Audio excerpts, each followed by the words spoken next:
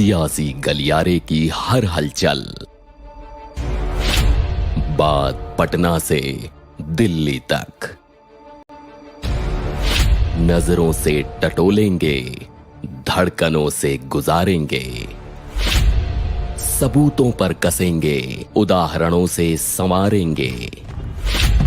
मुद्दा होगा आपका और बहस भी आपकी। देखिए आपकी बहस विद चंदन, रमाकांत चंदन के साथ एनबीटी बिहार पर। नमस्कार, एनबीटी पर मैं रमाकांत चंदन आपकी बहस में आपके राजनीतिक गर्माहट से भरा पड़ा है। अभी आपने कल ही सुना होगा कि नीतीश कुमार जी ने यह घोषणा कर दी है कि 2025 जो है वो तेजस्वी का काल रहेगा और तेजस्वी के नेतृत्व में हमारी पार्टी या हमारा महागठबंधन काम करेगा। तो मेरा सवाल ये है कि एक तो स्थितियां ये बन गई है तेजस्वी के लिए कि 2025 यानी 3 साल का लंबा अंतराल, क्या 3 साल तक ऐसी ही स्थितियां बनी रहेगी? इतना तो तय है कि जो मैंडेट अभी मिला है उस मैंडेट के नायक तेजस्वी यादव नहीं होंगे। अब 2025 के चुनाव में अगर मैंडेट मिलेगा तो वो सीएम होंगे। सवाल यह भी उठता है कि क्या नीतीश कुमार का जो ये मैंडेट है कि ये तेजस्वी यादव के नेतृत्व में 2025 का चुनाव लड़ेंगे, क्या उनके पार्टी के लोग भी उसे स्वीकार करेंगे? ऐसी कई सारी स्थितियां हैं जिस पर हम आकलन करेंगे। हम सबसे पहले कुंतल कृष्ण जी से कहेंगे जो कि महागठबंधन में। आलोक जी, आपसे 2 सवाल हैं। एक तो जो स्टेटमेंट नीतीश जी का है कि 2025 में तेजस्वी के नेतृत्व में हम लड़ेंगे, क्या आपको लगता है कि तेजस्वी का जो ये ताज जो है सीएम का ताज, वो कितनी दूर है? जी रमाकांत जी, मैं तो कुछ उल्टा देख रहा हूँ। मुझे लगता है नीतीश कुमार ने 2025 की बात कह के तेजस्वी के अंदर का जो पेशेंस है वो कहीं कम ना कर दे। यंग आदमी है, 2.5-3 साल कैसे इंतजार करेगा? तो मैं ये देख रहा हूँ कि नीतीश कुमार ने जब 25 की बात करके अनसर्टेनिटी क्रिएट कर दी तो कहीं जेडीयू 2 भागों में टूट न जाए और जेडीयू को तोड़ करके जो है तेजस्वी सीएम ना बन जाए। मैं तो नीतीश कुमार को 2024 में मुख्यमंत्री के रूप में बिहार का नहीं देख रहा। आज का जो उनका एग्रेशन है ये बताता है कि नीतीश कुमार अंतिम पारी 2023 तक खेल रहे हैं। 24 में मुझे ऐसा लगता है, हो सकता है बहुत लोग सहमत ना हो, लेकिन मेरा अपना एनालिसिस है। और बाय द वे ऐसा होता है कि मेरा 90% सही होता है अभी तक जितना मैंने प्रेडिक्ट किया है। तो नीतीश कुमार ने ये गलत काम कर दिया, ये कह के उन्होंने राजनीतिक जो युवा है उसको इंपेशेंट कर दिया, पहला। दूसरा बात आप समझिए, जो ये बार बार कह रहे हैं कि हम 25 में जाएंगे, अभी कह रहे थे 9 अगस्त को कि युवा नेतृत्व संभालेगा। नीतीश कुमार कितने बार कह चुके युवा नेतृत्व संभालेगा? पासवान को भी कहा था ना, रामविलास पासवान जी, चिराग पासवान को, और जो अभी पूरे बिहार में यात्राएं करते घूम रहे हैं उनको भी यही कहा था। तो वो क्या होता है, जैसे बूढ़ा शेर होता है, जब शिकार नहीं कर पाता तो बुलाता है कि भैया हमने मांस छोड़ दिया खाना, प्लीज आ जाओ, जरा हमारा दरवाजा खोल दो। कहावत हम बचपन में सुना करते हैं। और जब वो व्यक्ति पहुंच जाता है तो उसका शिकार कर देता है। तो नीतीश कुमार जी ने कहीं तेजस्वी यादव को शिकार करने की कोशिश की है।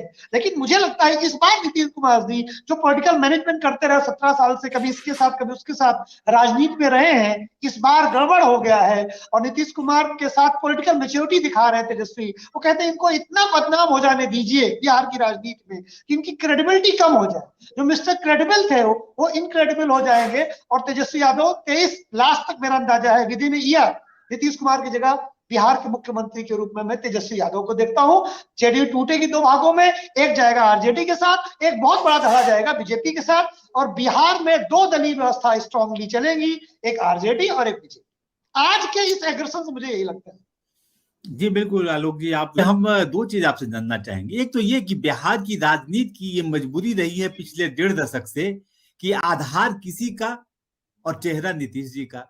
मसलन भाजपा का आधार मुख्यमंत्री नीतीश कुमार, राजद का आधार मुख्यमंत्री नीतीश कुमार।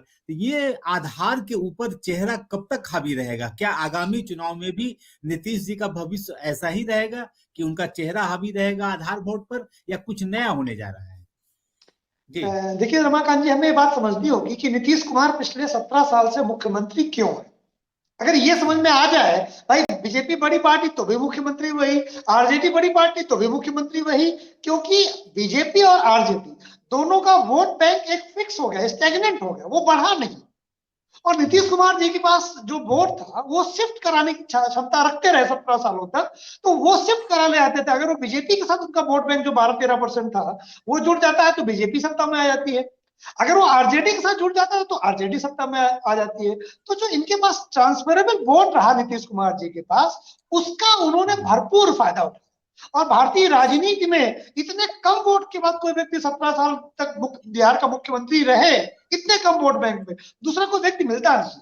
तो नीतीश कुमार जी की ये प्राथमिकता रही है, लेकिन इसी प्राथमिकता ने उनको कमजोर किया कि वो बार्गेन जरूरत से ज्यादा करने लगे, कभी बीजेपी के साथ, कभी आरजेडी के साथ, कभी बीजेपी के साथ। तो जब आप जरूरत से ज्यादा किसी चीज का उपयोग या दुरुपयोग करते, दवा अगर ज्यादा खा ली जाए, अभी कानपुर में केस हुआ था, एक महिला ने अपने पति को मार डाला दवा का ओवरडोज देकर। तो क्या नीतीश कुमार जी अपनी जो वो वोट बैंक की ताकत थी, ट्रांसफरेबल वोट बैंक की, उसका जरूरत से ज्यादा दुरुपयोग किया है, उनकी क्रेडिबिलिटी कम हुई है। वो अब जैसे नीतीश कुमार जी ने कुछ गलत नहीं कहा, लेकिन वो इतने बार गलत सिद्ध हुए हैं, इतने बार वो हल्की बात बोले हैं और चीजों को मिसयूज ज्यादा, जैसे कहा कि हम इसको मदद करेंगे, जिसको नीतीश कुमार जी ने कह दिया कि हम इसकी मदद करेंगे, आप समझ लीजिए इसको काट डाला उन्होंने, खत्म कर दिया। तो नीतीश कुमार जी जैसे तेजस्वी के लिए कहते हैं कि भैया इसकी हम मदद करेंगे, तो लोगों के अंदर शंका आ जाती है कि इनके नेतृत्व में लड़ेंगे, ठीक है, लेकिन नीतीश कुमार ने पीछे तो कभी ऐसी बात की ही नहीं। ये जो कहते हैं कभी वो करते ही नहीं है। इट मीन्स अगर कह रहे हैं तेजस्वी के नेतृत्व में लड़ेंगे, इट मीन्स वो नहीं लड़ेंगे। ये अर्थ बिहार में निकाला जा रहा है। वो कह रहे हैं कि और कोई षड्यंत्र चल रहा है। जी, हम फिर आएंगे।